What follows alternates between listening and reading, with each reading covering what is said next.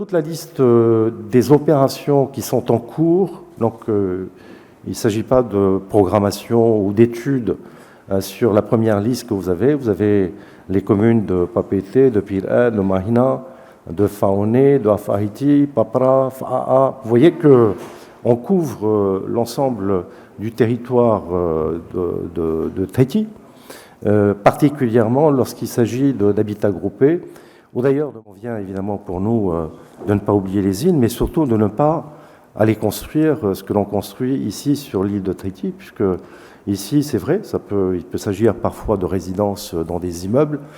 On verrait d'un très mauvais œil que l'on vienne construire des immeubles sur des motos. Vous voyez.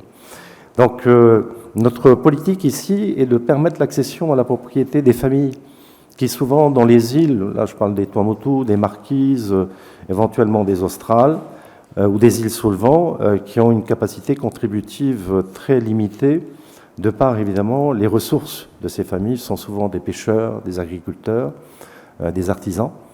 Il n'y a pas d'autre schéma de ce type dans le monde. Vous voyez, on a ici vraiment une politique de soutien et d'accès au logement pour les plus défavorisés, qui est quand même à la fois très ambitieuse, qui coûte évidemment, mais qui est nécessaire pour que nous puissions aussi générer du potentiel dans les îles et que les gens vivent effectivement dans les archipels.